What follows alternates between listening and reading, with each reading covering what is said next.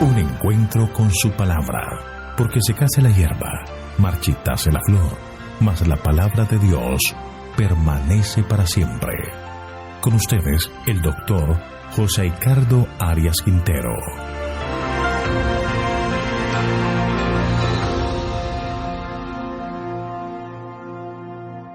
Vamos a estudiar Ezequiel capítulo 37, el Valle de los Huesos Secos.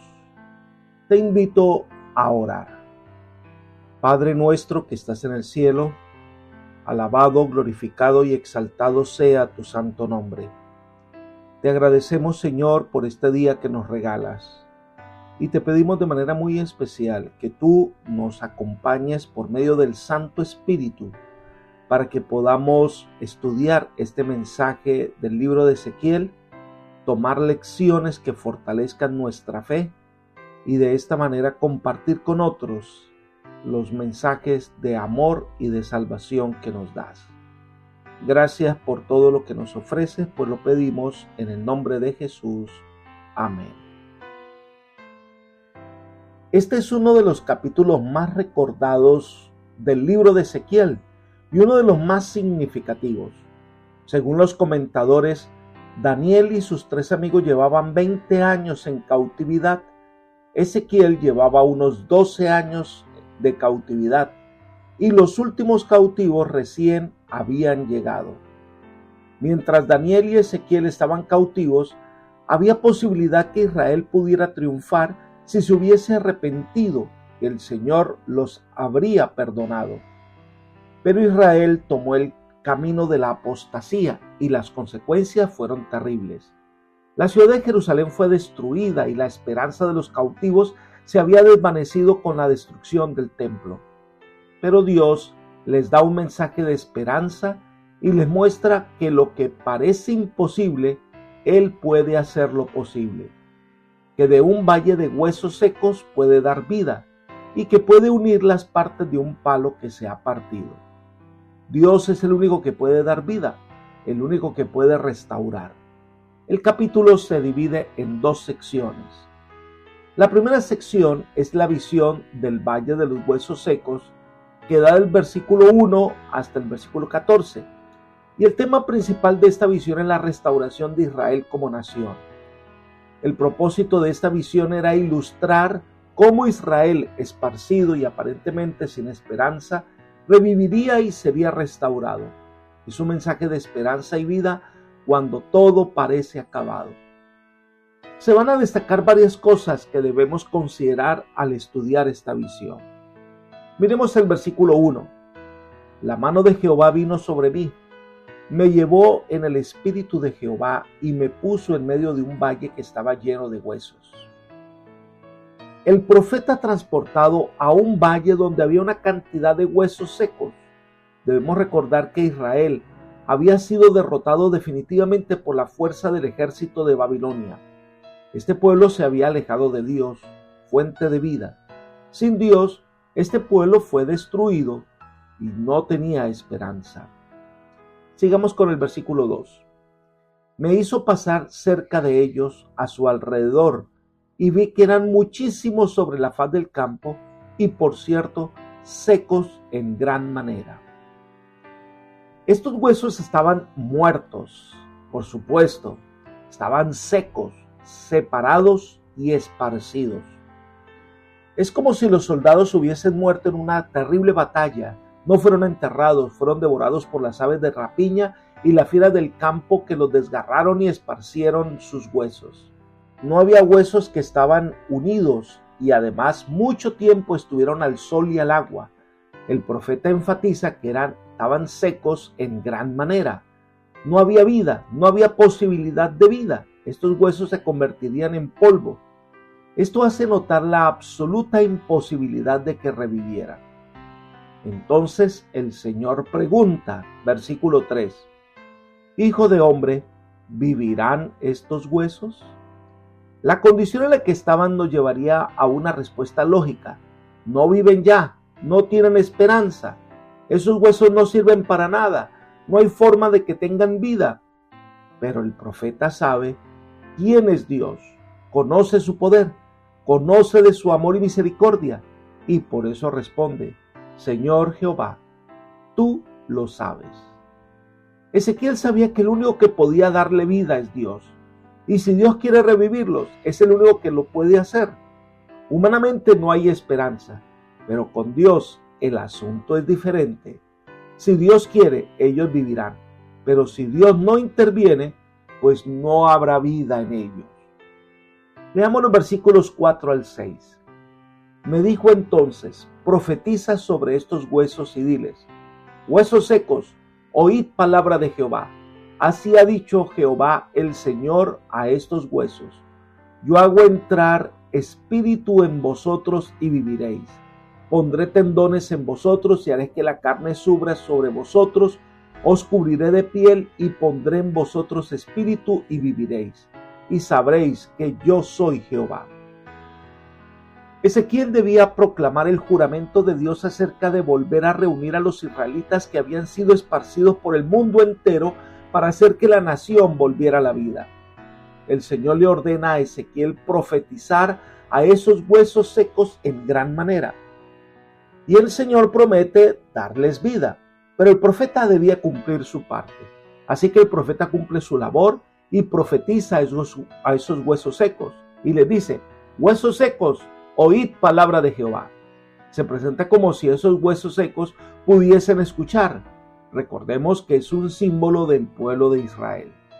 Entonces comienza a haber movimiento. Leamos los versículos 7 y 8. Se oyó un estruendo, hubo un temblor y los huesos se juntaron, cada hueso con su hueso. Yo miré y los tendones sobre ellos, y subió la carne y quedaron cubiertos por la piel, pero no había en ellos espíritu. Los huesos se juntan y comienza a armar el esqueleto. Después aparecen los tendones, la carne y la piel, pero no había en ellos espíritu, es decir, era un montón de cadáveres que no tenían vida. El profeta cumple su labor y puede traer conmoción entre los que escuchan, pero solo Dios puede dar vida. Entonces recibe la orden de profetizar al Espíritu, versículos 10 y 11. Me dijo: profetiza al Espíritu, profetiza, hijo de hombre, y di al Espíritu que así ha dicho Jehová el Señor. Espíritu, ven de los cuatro vientos y sopla sobre estos muertos y vivirán. Profeticé como me había mandado, y entró espíritu en ellos, y vivieron y se pusieron en pie. Era un ejército grande en extremo.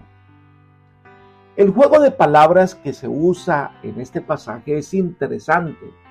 El hebreo ruach, que tiene una variedad de aplicaciones, representa el viento en movimiento, pero también representa cualidades emocionales como vigor, coraje, impaciencia y éxtasis. No solo representa el aliento de vida dado al hombre, sino también el Espíritu de Dios que imparte ese aliento. Solo cuando el Espíritu de Dios sopla es cuando ellos vuelven a la vida. Es la única manera en que la vida se imparte. Dios mismo explica lo que significa esta visión. Leamos el versículo 11. Luego me dijo: hijo de hombre, todos estos huesos son la casa de Israel. Ellos dicen: nuestros huesos se secaron y pereció nuestra esperanza. Estamos totalmente destruidos.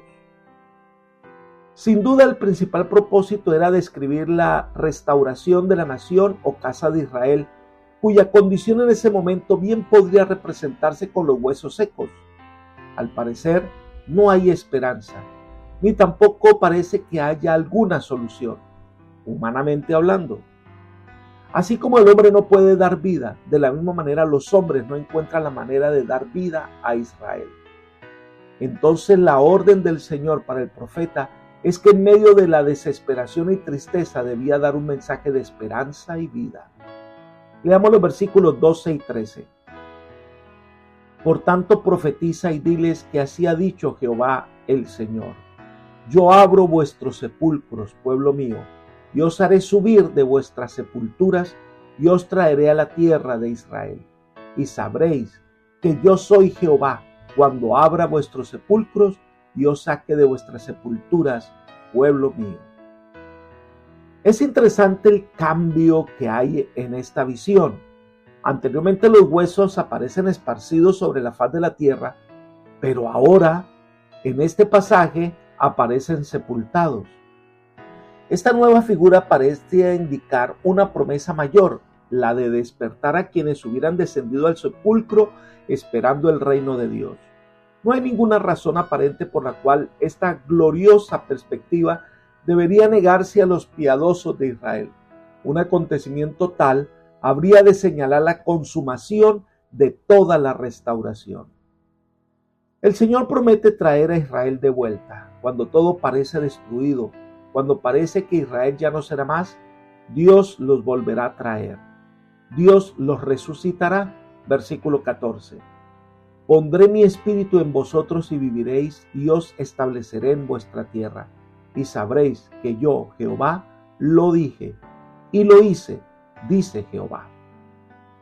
La razón es para que todos ellos reconozcan que están de vuelta solo por la gracia de vida. Pero esta visión tiene lecciones importantes para nosotros. Número 1. La situación más desesperada, lo que parece imposible, Dios puede hacerlo posible. Puede ser que las personas en este mundo parezcan un valle de huesos secos. Parece que no hay esperanza, que están sumidos en la maldad, en el pecado, en la idolatría, que no parece haber esperanza. Pero Dios le pregunta, ¿vivirán estos huesos? Y podemos humanamente decir que es imposible, pero con Dios todo es posible. En segundo lugar, lo que es imposible para el hombre es posible para Dios. Dios tiene el poder de dar vida. En tercer lugar, el deber del profeta es profetizar. El deber de la iglesia es impartir esperanza, es comunicar las buenas nuevas. La obra de la conversión es la obra del cielo. En cuarto lugar, el predicador debe entender que cuando predica puede ocurrir una conmoción, pero solo Dios es el que da vida. Por lo tanto, la predicación debe estar acompañada de mucha oración para que el Señor sea quien da vida. Debemos orar al Espíritu para que pueda dar vida. En quinto lugar, cuando el Espíritu cumple su obra, hay vida real. Pero recordemos que esta visión habla del reavivamiento de Israel y de su resurrección a la vida espiritual. Por lo tanto, esta visión debemos tomarla y aplicarla a muchos miembros de la iglesia actual que carecen de la verdadera vida espiritual. Elena de White advierte, muchos que carecen de vida espiritual tienen sus nombres en los registros de la iglesia, pero no están escritos en el libro de la vida del Cordero. Pueden figurar en la lista de miembros, pero no están unidos al Señor. Quizás sean diligentes en el cumplimiento de determinados deberes y ser considerados como seres vivientes, pero muchos están entre los que tienen nombre de que vive, pero están muertos. Libro Recibiréis Poder, página 47. La gran realidad es que pertenecer a una iglesia no nos convierte en verdaderos cristianos. No necesariamente estar lleno de actividades significa que estamos vivos espiritualmente. Lo que se necesita es el poder del Espíritu infundiendo vida. Elena de White hace una tremenda aplicación de esta visión para nosotros cuando dice, pero esta comparación de los huesos secos no solo se aplica al mundo, sino también a los que han sido bendecidos con gran luz, pues esos también son como los esqueletos del valle. Tienen la forma de hombres, la estructura del cuerpo, pero no tienen vida espiritual. Sin embargo, en la parábola de los huesos secos no quedan solamente unidos con apariencia de hombres, pues no es suficiente que haya simetría entre los miembros y el organismo entero. El aliento de vida debe vivificar los cuerpos para que puedan levantarse y entrar en actividad. Esos huesos representan la casa de Israel, la iglesia de Dios, y la esperanza de la iglesia es la influencia vivificante del Espíritu Santo. El Señor tiene que impartir su aliento a los huesos secos para que puedan vivir. El mismo libro, Recibiréis Poder, la página 47. Por eso el llamado que hemos recibido es buscar un verdadero reavivamiento espiritual y una reforma que nos lleve a buscar al Señor sinceramente. Hoy debemos ser sinceros en nuestro autoexamen. ¿Cómo está mi relación con Dios? En los afanes diarios, ¿cuánto tiempo a solas tengo con el Señor? ¿Cuánto de la vida de Cristo bebo todos los días para seguir el camino? Buscar al Señor de corazón es nuestra tarea más importante. La segunda parte del capítulo es la reunión de Judá e Israel en un solo pueblo representado por dos leños que son unidos por el profeta. Esto va del versículo 15 hasta el versículo 28. Esta visión fue dada quizás unos días después de la primera y es complementaria. En la visión de los huesos secos, Dios promete darles vida. En la segunda les promete que volverán a ser la nación escogida por Dios. Miremos los versículos 15 al 17. Vino a mí palabra de Jehová diciendo: Hijo de hombre, toma ahora un leño y escribe en él para Judá y para sus compañeros los hijos de Israel. Toma después otro leño y escribe en él para José, leño de Efraín, y para sus compañeros la casa de Israel.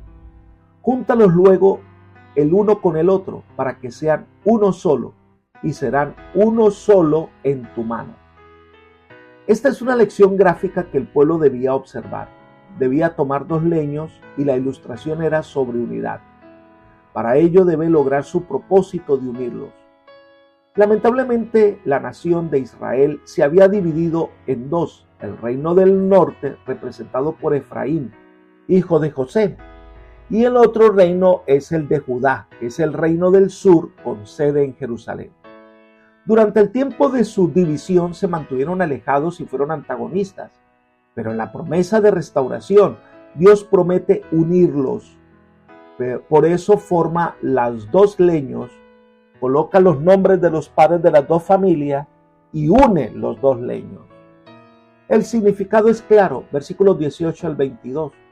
Y cuando te pregunten los hijos de tu pueblo diciendo: ¿nos enseñarás qué te propones con esto? Diles: así ha dicho Jehová el Señor: yo tomo el leño de José que está en la mano de Efraín, y a las tribus de Israel sus compañeros, y los pondré con el leño de Judá, y haré de ellos un solo leño, y serán uno en mi mano. Y los leños sobre los que escribas estarán en tu mano delante de sus ojos, y les dirás: así ha dicho Jehová el Señor: yo tomo a los hijos de Israel de entre las naciones a los cuales fueron, los recogeré de todas partes y los traeré a su tierra. Haré de ellos una sola nación en la tierra, en los montes de Israel, y un mismo rey será el rey de todos ellos.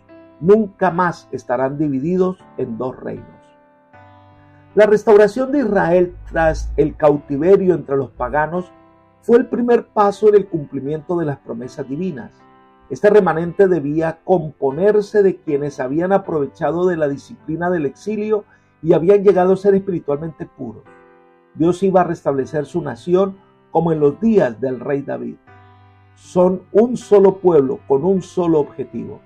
Sin embargo, como estos planes no pudieron cumplirse como habría sido la intención original, el Nuevo Testamento representa al Mesías como el que había de ocupar el trono de David. Dios los sanará de su idolatría y de su abominación. Versículo 23. Los salvaré de todas sus rebeliones en las cuales pecaron y los purificaré. Ellos serán mi pueblo y yo seré su Dios. Dios se encargará de darles vida, de enviar su espíritu, de cambiar su corazón, de convertirse en un pueblo fiel. Lamentablemente Israel no cumplió su parte del pacto y estas promesas no pudieron verse hechas una realidad. Entonces el Señor hace promesas valiosas para Israel entre los versículos 24 al 28. Leamos los versículos 24 y 25. Mi siervo David será rey sobre ellos, y todos ellos tendrán un solo pastor. Andarán en mis preceptos y guardarán mis estatutos, y los pondrán por obra. Habitarán en la tierra que di a mi siervo Jacob, en la cual habitaron vuestros padres. En ella habitarán ellos, sus hijos y los hijos de sus hijos para siempre, y mi siervo David los gobernará para siempre. Dios le dará un rey justo representado por David. Les entregará la tierra prometida a Jacob. Se destaca aquí la permanencia del nuevo pacto. Se dice que la tierra será ocupada para siempre y que el reinado de David será para siempre. Versículos 26 y 27. Haré con ellos un pacto de paz, un pacto perpetuo será con ellos. Yo los estableceré y los multiplicaré y pondré mi santuario entre ellos para siempre. Estará en medio de ellos mi tabernáculo, yo seré el Dios de ellos y ellos serán mi pueblo. Dios hará un nuevo pacto de paz con su pueblo. Dios entonces se establecerá en medio de ellos y será restaurado el santuario como centro de las actividades de Israel. Mire la siguiente cita. Si Israel hubiese permanecido fiel a Dios, aquel edificio glorioso, el templo de Salomón, había perdurado para siempre como señal perpetua del favor especial de Dios para con su pueblo escogido. Libro Profetas y Reyes, página 32. Y más adelante agrega, de haberse mantenido Israel como nación fiel al cielo, Jerusalén habría sido para siempre la elegida de Dios. Libro El conflicto de los siglos, página 21. El propósito que Israel fuera un testimonio a todo el mundo, que Dios es quien los santifica y los redime. Estas promesas que no pudieron cumplirse en su totalidad con Israel son las promesas apocalípticas que se cumplirán cuando Dios venga a establecer su reino en esta tierra. Número 1. El rey David es un símbolo del Rey de Reyes y Señor de Señores. Cristo, el Mesías prometido, el Rey que viene a establecerse con su pueblo. Número 2. Dios nos dará un cielo nuevo y una tierra nueva donde mora la justicia. Número 3. El Señor ha prometido hacer un pacto con su pueblo, un nuevo pacto donde las leyes de Dios estarán en el corazón, donde el carácter transformado será evidente en la vida de sus hijos fieles. Apocalipsis 22:4 dice, y verán su rostro, y su nombre estará en sus frentes. Número 4. Dios mismo habitará con sus hijos por siempre. Apocalipsis 21:3. Y oí una gran voz del cielo que decía, he aquí el tabernáculo de Dios con los hombres, y Él morará con ellos, y ellos serán su pueblo, y Dios mismo estará con ellos como su Dios. Y en quinto lugar, será un testimonio fiel a todo el universo del amor de Dios. Dios mismo establecerá su trono aquí entre nosotros para decirle al universo entero que Dios es amor. Apocalipsis 22:3 dice, y no habrá más maldición, y el trono de Dios y del Cordero estará en ella, y sus siervos le servirán. Apreciado amigo y hermano, estas promesas maravillosas están por cumplirse. Dios quiere darte vida. Si nosotros nos encontramos muertos en el pecado, Él puede resucitarnos. Ahora, mi amigo, si te sientes aprisionado por el mal, Él puede darte libertad. Si crees que no tienes esperanza, lo que parece imposible, Él lo puede hacer posible. Él es el único que puede darte esperanza y vida. Solo debes permitir que Él obre en tu corazón. Permítele a Él. Abre la puerta de tu corazón para que Él haga su obra en ti. Que el Señor te bendiga y te guarde y te guíe por sendas de paz. Es mi oración por ti. Amén.